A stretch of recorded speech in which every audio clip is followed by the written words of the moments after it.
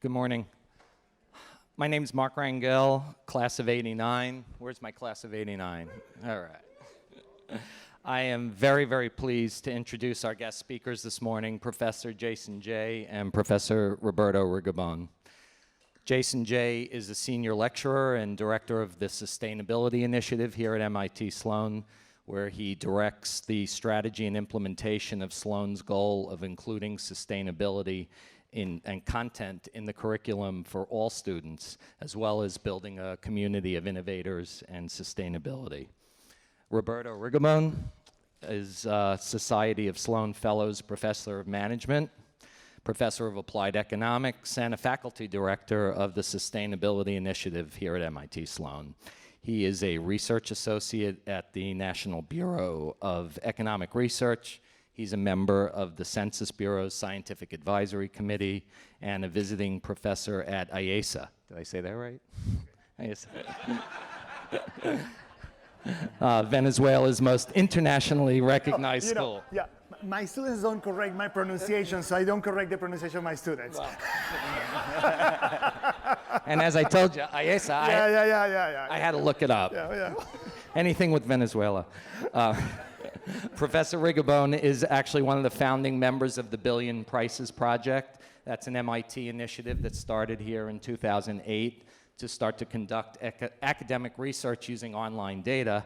And as any good entrepreneur, 2 years later, he co-founded PriceStats with the mission of being able to transform that research into meaningful tools for economic analysis on a commercial basis. So Professors Jay and Rigobon join us today to talk about a new economic framework called PROMISE. And this one I looked up. People, relationships, organizations, markets, institutions, society, and the environment that could help create a more sustainable and better world. So this is going to be an interactive session. If you have questions, don't wait. Raise your hand, grab these guys, and grab the mic. And we will get going. So please join me in welcoming Professors Rigobon and Jay.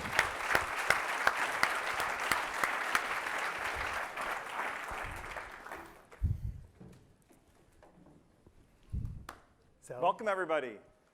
Reunion 2019. We've got excellent turnout, filling a nice sunny room while the finance session is happening in the dungeon where it should happen, you know.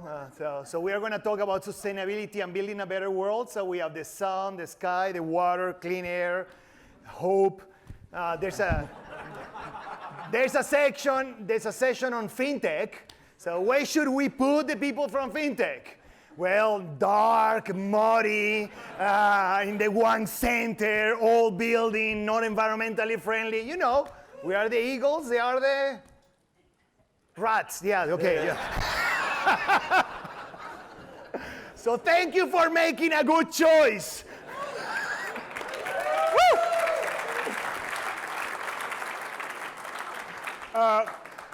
When we laid out the session design for this morning, my notes here say, Jason will attempt to support the following learning goals, and Roberto will distract us.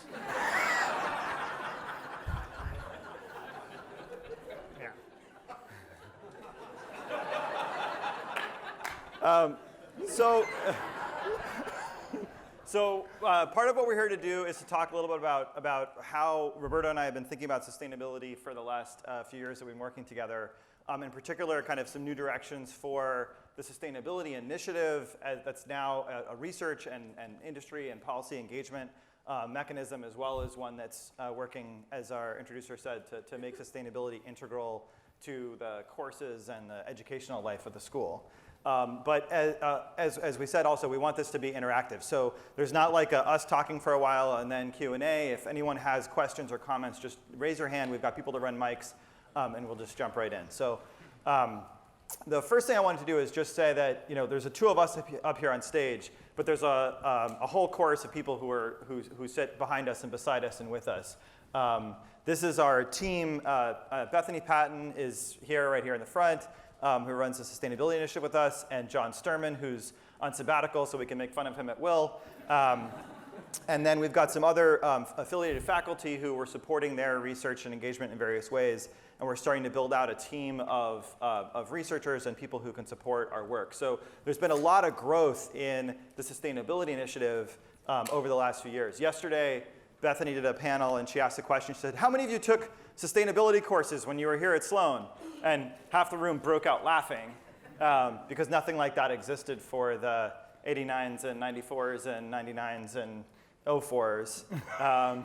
But starting in 2007, we really started to do things with the S-Lab course and the L-Lab course, and then the certificate and a whole suite of curriculum efforts. And so now, there's really a more substantial community and a more substantial effort here. So our sustainability certificate has grown a lot. This is a chart that shows that last year we hit a record of 62 people finishing the certificate. We feel like that's a good place for us to be. Although this year we had a record in terms of the number of MBA students who are completing it, and this is the recent graduating class. So we really made this an integral part of the life of the school, and it's forced us to clarify, as you do that, you start to get more kind of questions about, well, what is this really about? And that's forced us to clarify what we really mean by sustainability, what we're really doing here. And that's what led us to develop this promise framework that Mark alluded to when he introduced us, which is that we try to think about sustainability holistically across all these different levels. And obviously, we think about environmental sustainability. And any of you who had courses with me or with John Sturman or Chris Knittel or David Keith or others, that's clearly an emphasis. But we can't solve the environmental challenges unless we're thinking about the trade-offs and tensions and conflicts that exist across all these different levels. Yeah, in fact, if you think about it, the three biggest challenges that we have as a species are about treatment. How we treat the environment, how we treat each other, and how we treat ourselves. So, and truly, what we try to do with this framework, it's not like it's a model that determines how decisions should be made. But the idea is it's a framework to understand what are the things that you are missing, what are the unintended consequences. So if you have a country where everybody's like super happy all the time, but the organizations are horrible, the markets and the economy do not work, the political system is a disaster, the institutions don't work, the environment is destroyed, well, that doesn't look very sustainable. It's a disease. We tend to call that disease Brazil. Yeah, we have to assign a name, so. On the other hand, if you have a very good treatment of the environment, but people are super unhappy and the society are always complaining, well, we call that France. So one of the interesting things about this framework is that if when we go through this, and if you think a little bit about this, you will actually put a little weight to each of these dimensions. And by the way, the weight will change through time. The day you have kids, you put more emphasis on some of the things. As we get older, we put more emphasis on different things. So even ourselves, we will put different emphasis on the different dimensions. But one thing that will be true for all of us is that we will all put a little bit of weight on each of these dimensions. Interestingly, that's our values. This is what matters to us. But very interestingly, our actions, the time that we devote, has almost no relationship with that. And I think that in that disconnect is where we make a lot of the mistakes, not only as individuals, as organizations, but as societies and as countries. A lot of what I think a lot has to do with the fact of measurement is that we don't measure the quality of a relationship properly. We mostly wait until they break up. We don't measure happiness or sadness. We mostly count number of cases of depression. We don't measure when a political system is weakened or is in disarray. We wait until we have an idiot.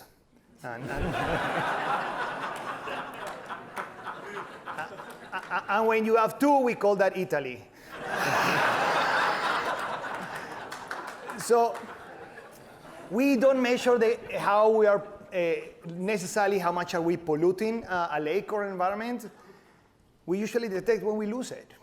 So it's almost always that we just realize that we have made a mistake when it's too late. In fact, think about your personal relationships. And the fact that we measure all of these things very badly has the implication that it's very difficult for us to make decisions. On the other hand, we measure economic outcomes, power, influence relatively well. And therefore, our actions are responding to that. So our actions are responding to the M, to the markets and the economy.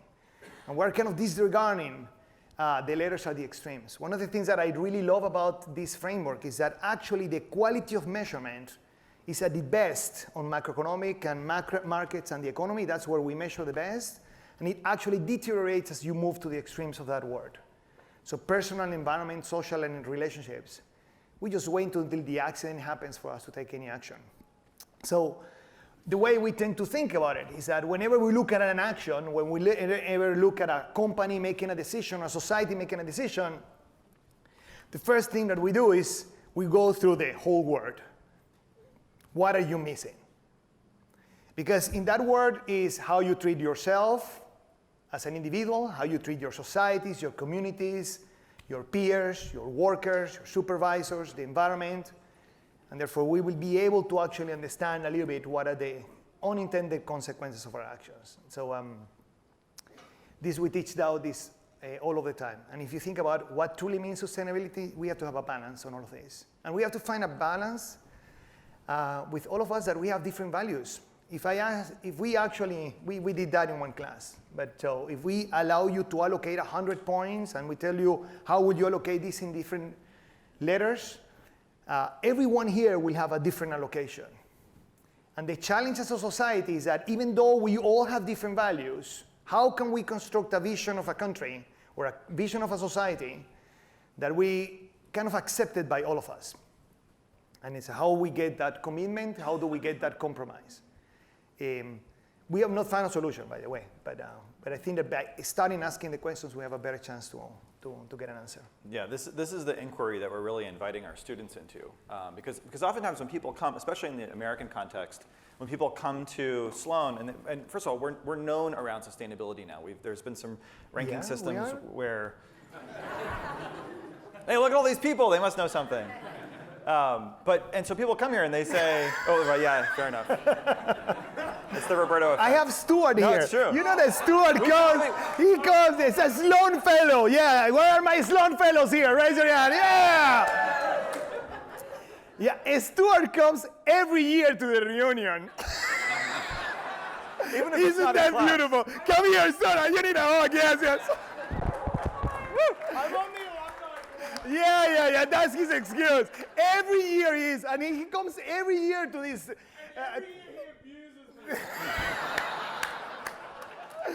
Well, you sit right there. You're Yeah, I know. It's your fault. I mean, yeah.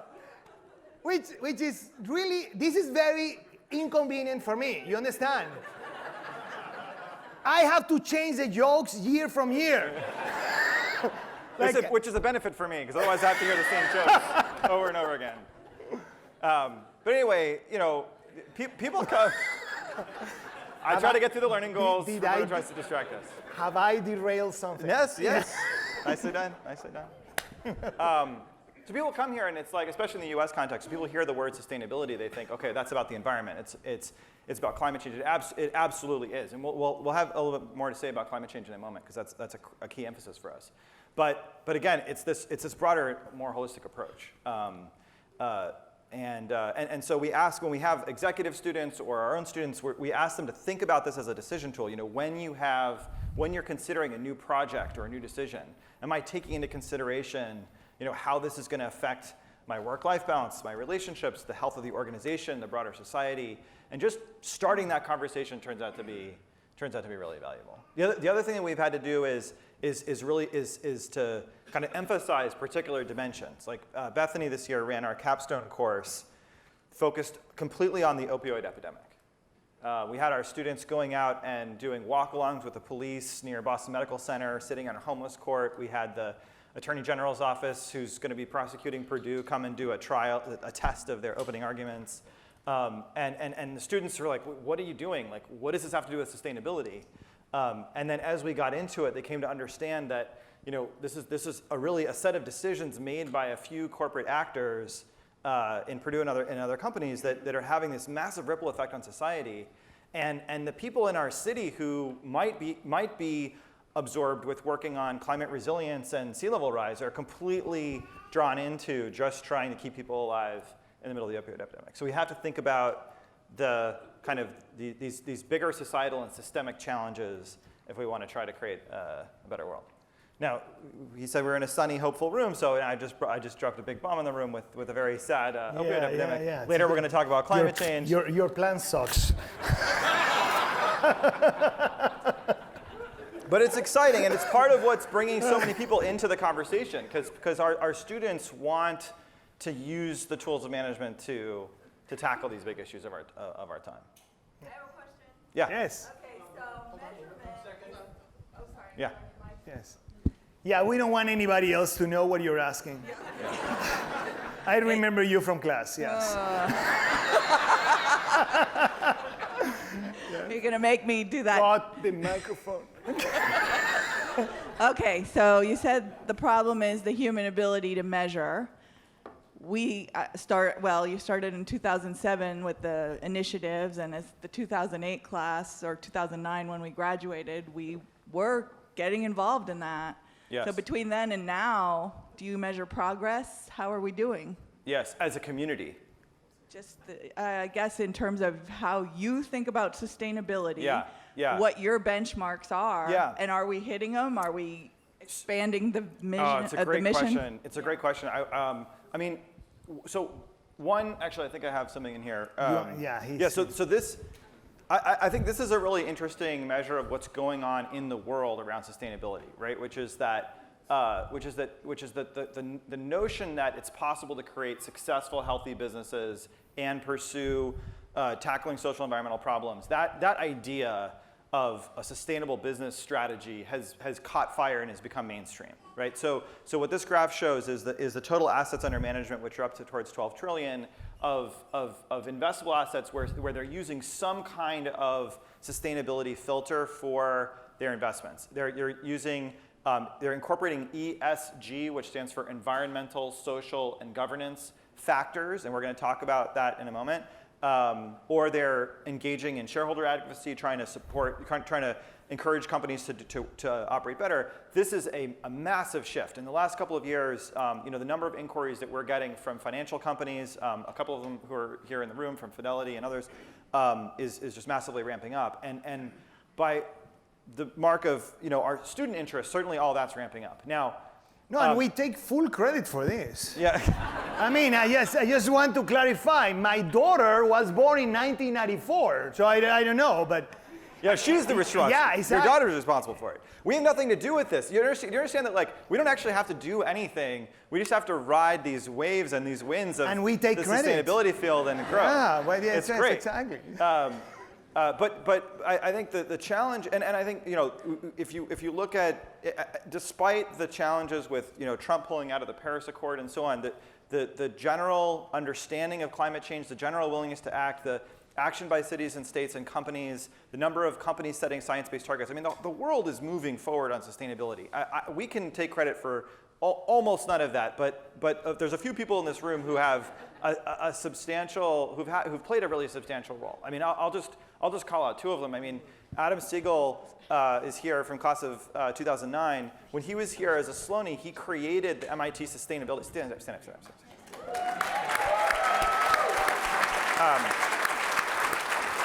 So Adam created the MIT Sustainability Summit, which has grown and grown and grown. This year was a record year. We had more than 400 attendees. It's become a key destination for our alumni community, but also just practitioners in general. This year was focused on future of mobility, and that's a landmark event every year. Daniel Aronson, class of '99, is here, who's developed a lot of the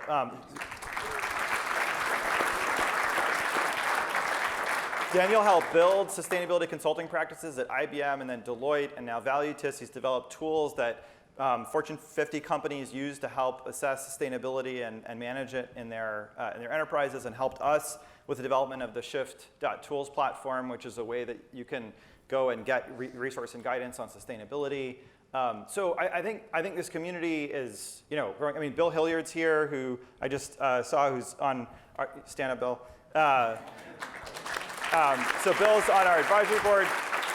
He's been pioneering new ways to finance renewable energy, and right now has a whole new mechanism for financing rooftop solar in the commercial and industrial space. So this community is contributing to this larger move, and it's very exciting. That said, there are some really significant challenges that we still have to overcome. And one of the most significant is around this question of measurement. Because these investors, although they're putting a lot of assets under management to work with sustainability indicators, the quality of that data is problematic. And this has been the emphasis of Roberto's work. Yeah. Do you want to talk a little bit about that? So so I was introduced as someone that founded the Billion Prices Project, which is true.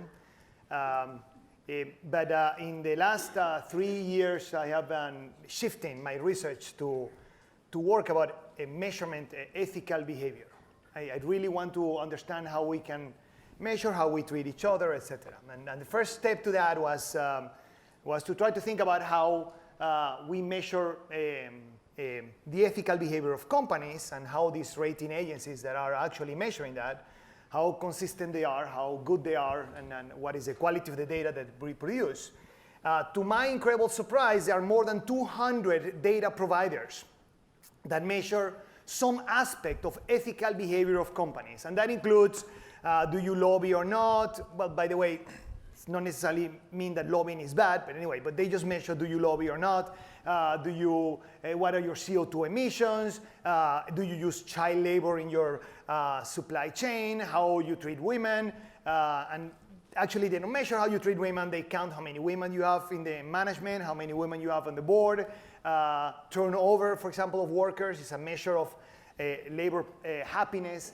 So there's and this, by the way, every rating agency has their own criteria about how to measure, and they pay attention to different attributes about what they want to measure. So when we started looking at this data, to my surprise, there was an incredible inconsistency. For example, if I take all your credit scores, all your FICO scores from everyone here, there are several agencies that evaluate your credit risk. And the credit risk has two parts. One is what is your willingness to pay, and the other one is what is your ability to pay. And that they just measure the two and give you a score, okay? And so I have a very bad score. But my wife, which by the way, she's here. For all of you that always wanted to ask my wife if all my stories are true, she's here, but she told me I cannot tell you that no, I cannot tell you where she's just here.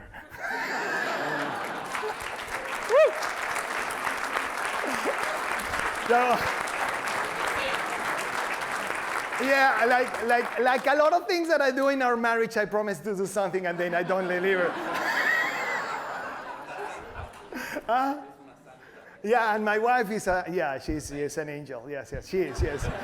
Can you imagine how to put with this constantly? I mean, 26 years of marriage, and she still doesn't speak to me every other day.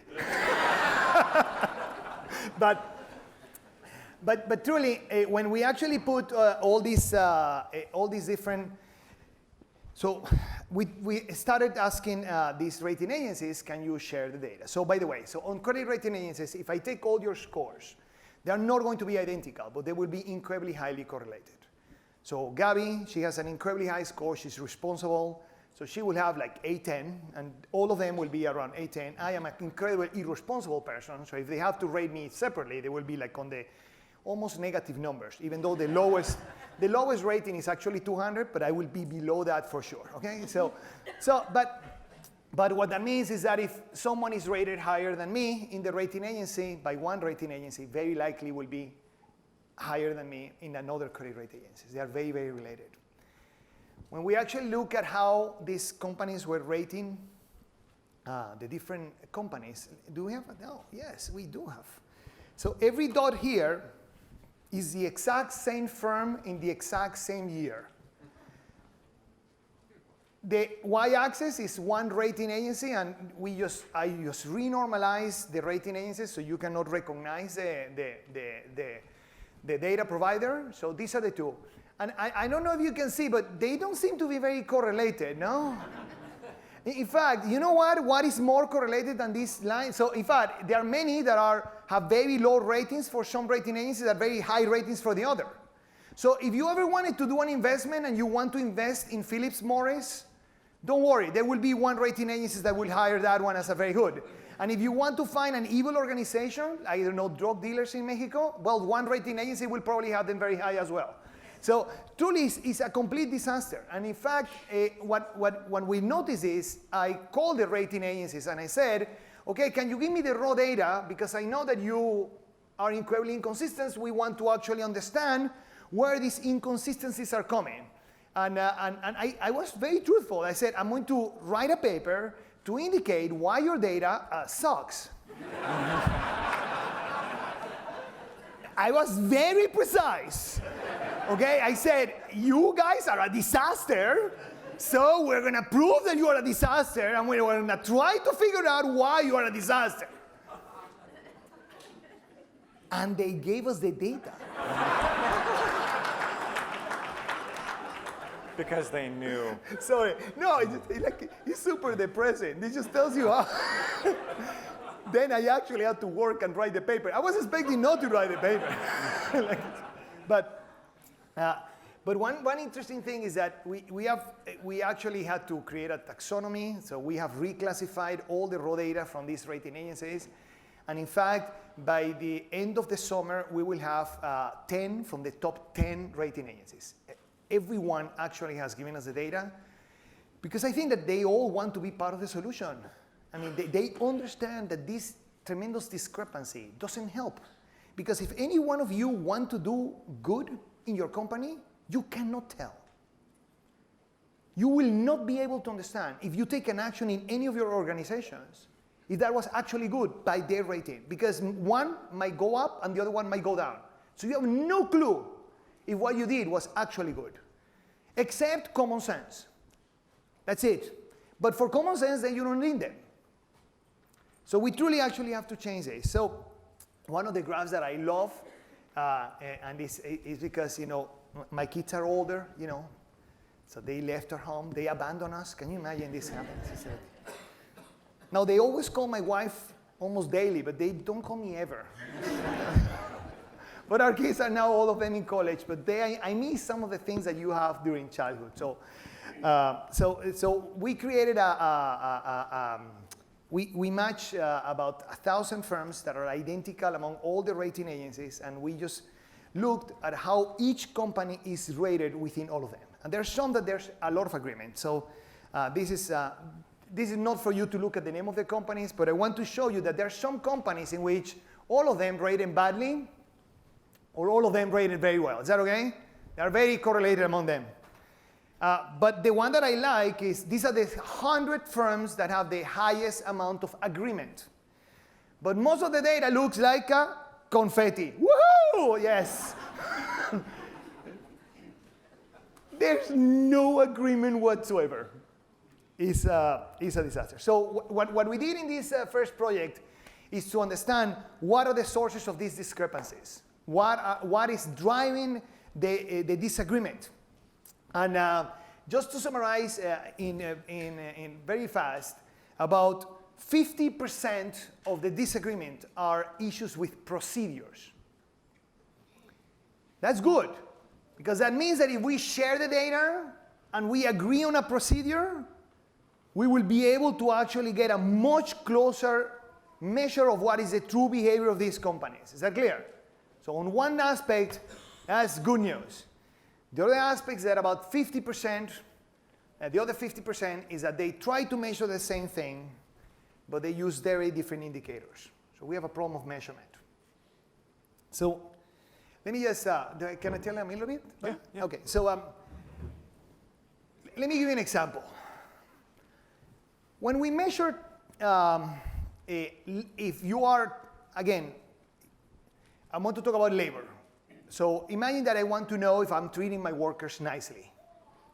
Well, One measure of that will be turnover. And in fact, almost every organization looks at turnover. When people quit, you said, well, they were unhappy. I don't know you guys, but that sounds like you're measuring a little bit too late, don't you think?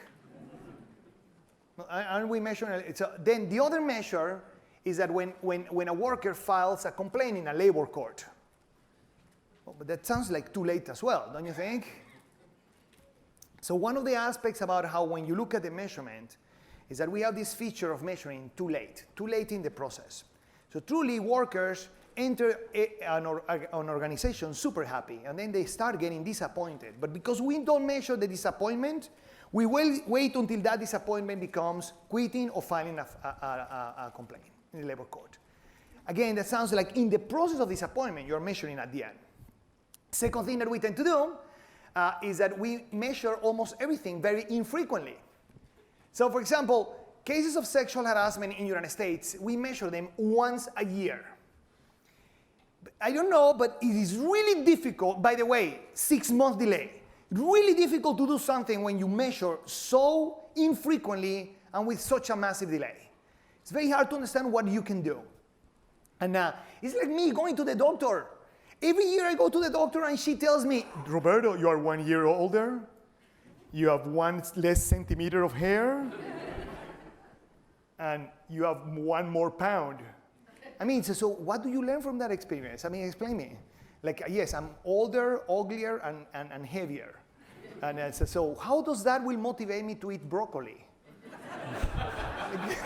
It's a huge disappointment. Now, if I have the doctor nagging me every day, then I will probably eat the broccoli. But truly, we measure very late and very infrequently. We also tend to concentrate on things that are reported by the media. We almost always measure when we are outraged. And a lot of the data that these data providers use is based on the media. So let me ask you something. Do you remember what were the cases in the United States about sexual harassment 7 years ago? They were all in the military. About 5 years ago, they were all in colleges. About 2 years ago, they were almost all of them in Hollywood. Have you heard about any case of sexual harassment lately? Except for the case settlement from Weinstein. Have you heard any case? So, my friends, we have solved the problem. Wow! We are done. Women are treated nicely. Or we might not be paying attention. What do you think is more likely? Because for the problems of discrimination, tolerance, acceptance, kindness, or lack of, very difficult to solve these problems when you only pay attention during the weekend. We have to change that. And lastly, the part is that we create statistics that give us a false sense of accomplishment. So, for example, again, to continue with women, but one of the things that we tend to do is that we count women. And almost every organization does that. We at MIT do that. So we all do that. And one of the reasons that we would like in our student body to have 50-50 women and men. I understand that goal. But that doesn't mean that you treat them better. See, when you move the percentage of women from 25 to 35 and from 35 to 45, I think that this is moving the needle in the right direction. But my immediate question will be, are you paying attention?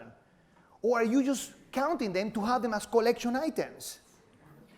But you see, we pay so much attention to that statistic that we forget about treatment.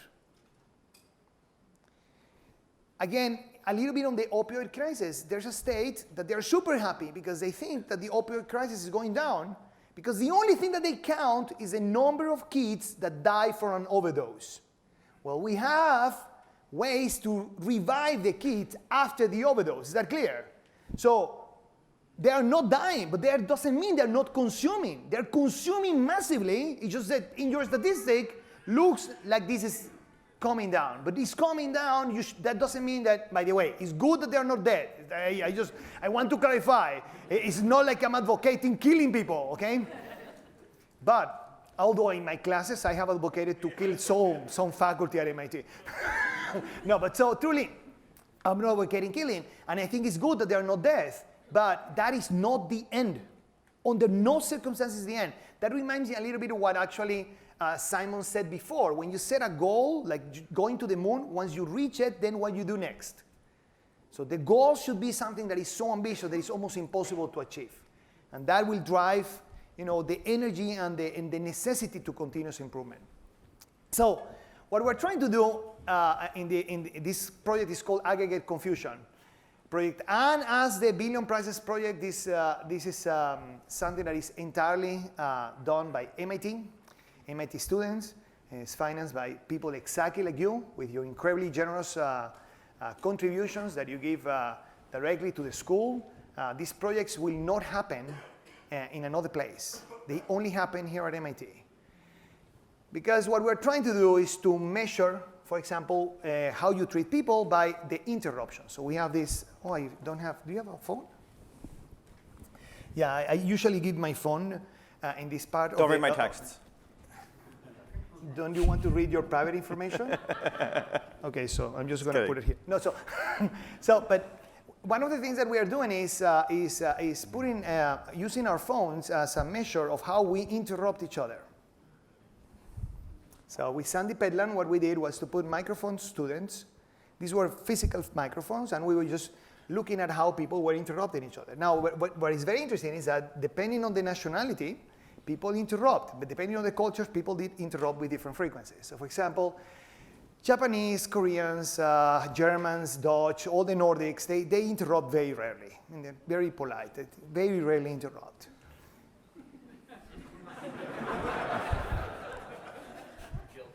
Italians, Spanish, Venezuelans, Latinos, we are on the on the weekend of interrupt. Is that okay? And then you have people on it. But what is very interesting is that the patterns of interruption, these are men. I'm just describing men for the moment. The patterns of interruption are very related to, their cultures. Now, an extraordinary statistic is that every man, independently of the pattern of interruption, interrupted women 4 times more than they interrupted men. So, you see, my grandfather is Italian, my father is Argentinian, I am from Venezuela, my mother is Spanish, I am genetically designed to interrupt. I just cannot, if you are talking, I will interrupt you, I'm sorry. But nothing in my genes should tell me that it's okay to interrupt women more than men. I actually think that interruptions are not bad. But interrupting in a discriminatory way, I will think that will be bad. And all of what happens to us is that we don't know. These students didn't know. They just don't know. They just don't realize. They are in an environment that is very pervasive. By the way, women did not exhibit that behavior. But because what happened to women is that depending on the teams that they were migrating. And what happened to women is that they either were very quiet and never interrupting and actually speaking very little in those teams, or they became Italian. And and the women that were interrupting a lot, what was very interesting is that the women were interrupting women 4 times more than men. It was exactly the same bias. Exactly the same bias, you understand, statistically. It was 7, but anyway, who cares? But truly what happened is that the circumstances forced the women to move, to take on different personalities. I think, by the way, that all of you have a little Latino inside. Is that okay? This is what happens. There are minor shows, but this happens when you go and party. Is that clear? So, but you all have a little Latino, but it should be our choice. Should not be forced upon us. And our labor market is actually creating the necessity for some of individuals to adopt certain personalities, to be able to defend themselves, to be heard, to have the same airtime. By the way, women spoke about 15 to 30% less airtime in terms of the airtime. So what do we want to do is to create awareness.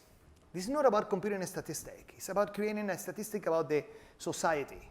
And therefore, when we put that in the phone and people voluntarily enter that, what my hope is is that we can learn about ourselves. And all the unconscious biases, truly to me, are unmeasured biases. I truly believe that 95% of people in the world, 99% of people in the world are good people. I'll take a question in a second. Hold on. Yes. So I think that a lot of our bad actions is because we're in a bad environment. Yes. Yes. So one of the reasons I think people interrupt is when the other person's ideas are very creative. It stimulates your mind. So another way to, I think you got to look at the basis of interruption more than the fact that they're interrupting. You may be measuring the wrong thing. It could be that women give more creative ideas to men, and therefore men interrupt them more. And then take credit for it. Actually, yeah, it is, yes. So does anyone, raise your hand if you know what mansplaining is. Please, raise your hand. Yes, have anyone here know what mansplaining is? You know what mansplaining is? You know what mansplaining is, Krista? No, yes. You know what it is, but I could explain it to you if you wanted to. Yes, will you? Yes. So actually, yes. Yeah, women. I actually think that this is not entirely about. By the way, this is not going to solve all the problems of discrimination. This is just a small part of the hostility that takes place in the labor force. Mansplaining is that the women will give you a good idea, and then someone in the room, not women, will take credit for it. Not only that, the whole room will assign the credit to the person. So forget about the person taking the credit. It's actually irrelevant. Is that, Simone says something, and I rephrase it. By the way, she says something, nobody pays attention. Then I say the exact same thing, and then all the people in the room says, Roberto is brilliant. So that is because that hostility is implicit in the discussion, is incredibly difficult to break. By the way, so it's not an interruption. It's actually taking credit, but not taking credit. In fact, maybe I didn't even do it on purpose. Maybe I thought that the idea of Simone was so good that let me rephrase it. And then I just rephrase it, or I'm actually building on her idea, and I am not doing that on purpose badly, but the whole room will assign the credit to me. So that one is not about interruption, but by the way, we want to get rid of mansplaining, absolutely. And so some people will do it on purpose, some is implicit in the environment. It's not only about women empowerment. We're working on opioids, we're working in human trafficking, I'm working on kind of the worst behavior of humankind, discrimination, racism. And the reason is that if we don't do it at MIT, then who would? These papers are going to be bad papers in economics because the measurement becomes the interruption. These are bad papers in computer science. These are bad papers in psychology. But we actually should do them. It's kind of irrelevant if this is good or bad. And the only place that is willing to have this multidisciplinary aspect, to take important questions and actually do them in a thankless way, actually that's MIT. Multidisciplinary.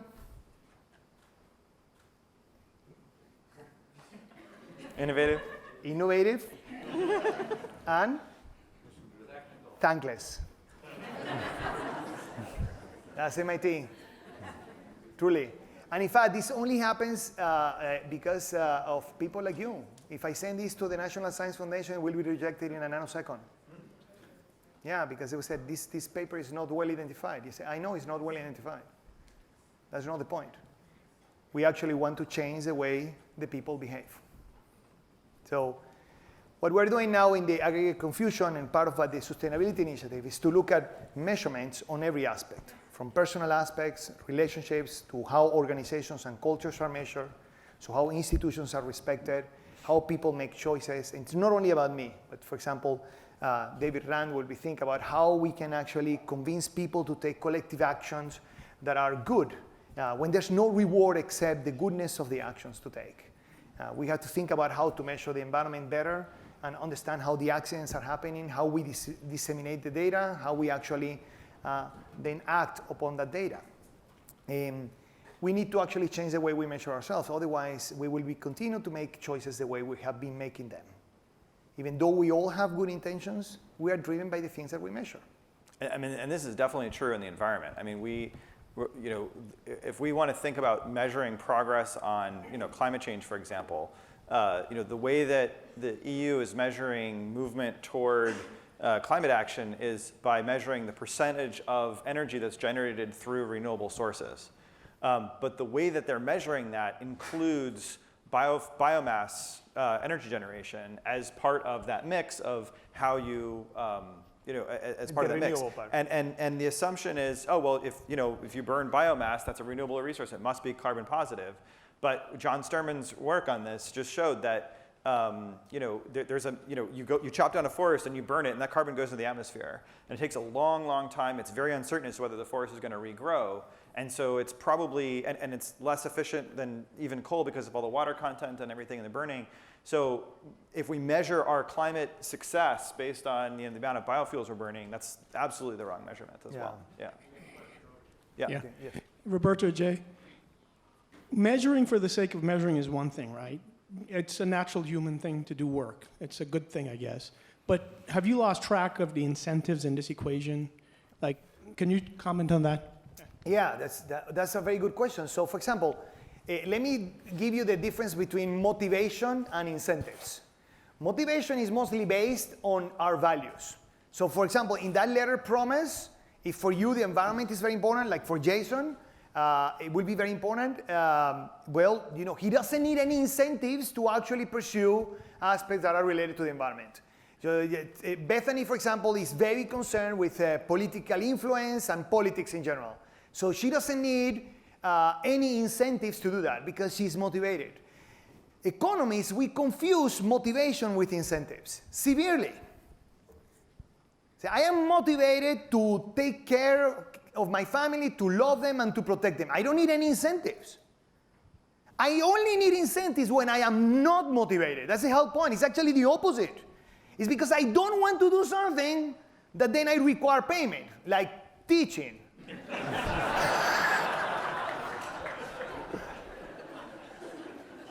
And please tell the dean that my salary is too low.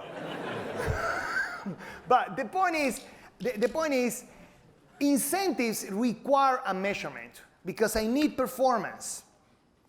So, for example, how can I actually write a contract about personal happiness, about treating others correctly, if I cannot measure? So the only people that will be kind to others are those that kindness is a very important aspect of their values. So therefore they are kind and they're nice and they're good. But if you have different priorities or you are put in a trade-off when you actually have to sell something or be kind, well, one, you understand very well what is the implications on your life. The other one is really hard. So when we're having dinner with our kids, we used to have dinners with my kids.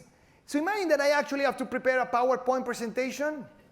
Well, a PowerPoint presentation will allow me to nail the client. It's very clear to me what are the consequences of being unprepared. What are the consequences of not having dinner with my kids and my wife? 10 years from now, number of smiles. To be honest, I have no clue. Probably very small. But we act as if it's zero.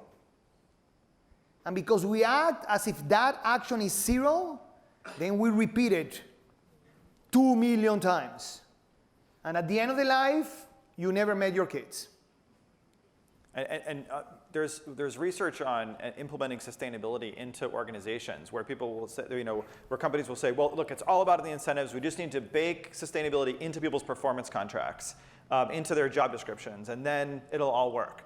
But companies who plowed ahead doing that before they had the good measurements in place, the whole thing falls apart because everyone's sort of gaming the system. They don't know how to make progress. Yeah. So you have to get them. One of our colleagues, Steph Bertels, who does research on this, identified you have to get the measurement up to a certain level before you can start even thinking about incentives. And measurement can support behaviors that are intrinsically motivated as well as extrinsically incentivized. Yeah. So truly, we need to align all of those. Yes. So I think that's a really interesting distinction. So clearly you'd want to, you'd have areas where you would feel that you'd need to incentivize to get people to do things, but are you guys also looking at and interested in how you change what motivates people? Well, hopefully, and kind of the whole point of the sustainability initiative and the courses that we take here is for people to realize that truly, if we continue behaving the way we're behaving, there is a negative shock in the future, massively large, that is going to hit us. If we continue treating our workers the way we treat them, you know, at some point in time, they might elect an idiot for office. They will. So in some sense, if we continue treating the environment the way we're treating it, at some point in time, we're going to realize it's too late. And we're going to realize that, you know, the whole system is flawed. So education and dissemination is a very important one. For example, the pictures well, actually, the pictures, that's not the picture. But John has developed this, this program to do a simulation on CO2 emissions and temperature and sea levels and so on. So it's a very simple tool, and hopefully we can deploy this tool to every high school in the United States. So the kids play in those tools and they realize, well, how do you avoid global warming? How do you avoid how Miami will be completely flooded, etc.? And actually they play on that. And hopefully in that aspect of playing with this one, you realize that we need to have collective action, and that collective action needs to be, taken by all. We've actually taken, what was the number you said yesterday? Was it 100 members of Congress? In direct interactions, 100 members of the US Congress with these simulation tools to understand how the choices they make, the policies that they consider can impact the climate. And it changes people's perspective to understand that the actions you take matter. I don't know if that necessarily changes people's underlying values or motivations, but it helps them understand the causal connections between our actions and what matters. Actually, I think values is a lot about education, so it's actually our responsibility to do that.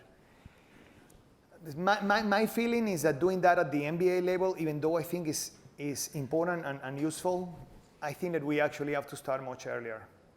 Yeah. So we need to start, and we are actually moving this to the undergrads, but then we truly, we need to move this. I'm doing this for a batch of high school teachers this summer. Exactly. Yeah. So we need, if we teach this to high school teachers and then they get excited and then they start teaching the high schoolers, we will be able to actually get that awareness. By the way, we did it. We did that with cigarettes. We did that with cigarettes. We did that with alcohol. We did that with, we have been able to educate populations.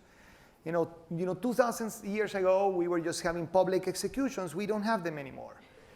Now, I don't think we can wait 2,000 years for people to understand the impact on the environment. So we have to do this a little bit faster. We have the technology to do it faster. So we need to actually have the commitment and actually the way to do that. And by the way, you can help a lot. You can help a lot by actually deploying this and becoming ambassadors of the messages that are in nature of this tool MIT. is being publicly released in July, and Climate Interactive, which is the group that we work with, that's staffed with MIT alums, is running a series of webinar trainings for you to be able to go out and engage your networks or talk to us and engage folks around it as well. We're actively recruiting alumni to do that right now. So talk to me or Bethany about it. So we need this to be viral, but there's no. Well, I thought that the best way was to put a Taylor Swift video together with this, but simulation tools are so much more fun. Exactly. System dynamics, man. It's the beer game. All right, there's a question there in the front. Yes, question. With things like smoking, I mean, the answer is clear: stop smoking, get everyone else to stop smoking. A tool like this, you've got 20 things already up there. Like, if we're gonna go with, like, these are the 3 things we need to do, or this is the one thing, I mean, what would that be? If we're gonna go back to our decision makers and to our companies, like, what is the number 1 or the top 3 things that we absolutely have to do? On climate change specifically? Climate change specifically, or carbon price CO2. So one of the things that when you play with this, you get to see is that all of these levers matter a little bit, but some matter a lot more than others. And they work in combination. So it's silver buckshot, not silver bullets. But if there's one policy that you get to take with you to a desert island, it's price CO2, price the externalities. Carbon And this tax, is what we teach in all of our economics courses here, right? Is that this is fundamentally a common pool resource problem or a commons problem, and unless we make it more expensive to pollute, so it comes back to your incentives point. And so then the secondary question becomes, what's the one action you can take that increases the likelihood that your politicians will put in place a carbon price? And that kind of depends on where you sit. There are some companies are deploying internal carbon pricing as a way of practicing it and developing the mechanisms and showing that it's possible to do that in a way that's not just overly disruptive to operations. You can get behind grassroots movements. The Sunrise movement is probably the most widely organized social movement. They're doing a big action in Detroit when the Democratic candidates are going to be together to try to get all of them talking about more aggressive climate action. There's just forming through business groups, through the government affairs office of your company or your political action committee or chambers of commerce to go ask Congress people. I mean, carbon pricing is the more kind of bipartisan or even conservative approach to doing climate action. And so those are all channels that you can work through. I don't know, Bethany, is there anything you want to add to that list? Yeah. So actually, the simulation will show you that many of these, even though are desirable, the impact is small. Kind of all these levers, when you start playing and you put deforestation to infinity or zero, you will realize, it curves the temperature, but just by a tiny, tiny, tiny, tiny bit. So truly, kind of the simulation is also to understand the effectiveness of each policy. And I think that's, there's one thing that can be done is on carbon taxes. Yeah. I love the question about, I love the focus on measurement. And I want to raise a slight, We're out of time. I guess a slight nuance to that, which is that some measures seem to have a lot more currency than others. Yeah. For example, in my work, we were able to identify a bunch of financial benefit companies were missing. And they just missed it. Like you said, it went unmeasured and it was assumed to be a value of 0. And that changed the conversation inside because, for example, we looked at the top sustainability leaders in the top companies at the end of last year. We couldn't find one that was listed on their organization's About Us webpage unless they had some other big position also and also took sustainability as like one of their many things. But like the CSO of Unilever wasn't listed as on an About Us page. Because financial dollars make such a big difference. One option obviously is to convert values into value. That's the approach I take. But I'm wondering, is there also research or directions about changing the balance of power between the finance and the non-financial measurements? Because it seems like the financial ones wield an awful lot of power. Let me just answer also very fast, and running then out of we're time, all yeah. out of time. So Yeah. I actually think that all of that will have a financial impact. It's just that we're underestimating the negative impact. So if we treat the environment very badly at some point in time, this is going to have a massive GDP and an income shock to the world. Now, because we have no idea how to quantify that, we assume it's 0. But truly it has. So when we treat people badly, it has a massive impact on your profits and your profitability. Just people, you will have worse type of workers. It will be harder to retain them. It will be harder to retrain them. So truly has an impact on the bottom line. The issue is that it's hard for us to do the connection. The procedure is so complicated. So truly, I don't think there's any discrepancy here. Now, we act on short-term measurements, which is the revenues of today. That is absolutely true. Because the other one is complicated, we don't do it. Let me finish with just a statement about emphasis. I do think, first, thank you so much for coming, okay? So thank you both. Jason and I are incredibly honored that you spend your Saturday on a beautiful day with us here. So first, thank you for that. Second, this needs people that are willing to do things that are costly personally. This is what I tell individuals, that's the difference between commitment versus involvement. See, I am not involved with my wife. I am committed to her on every aspect and every second of my life. And what that means is that I am willing to make personal sacrifices for her and for my family. The difference between a citizen of the world is that the citizens are not doing anything illegal. They are paying taxes, they are working, they're going on their lives. And that's good. But we actually need people to be citizens.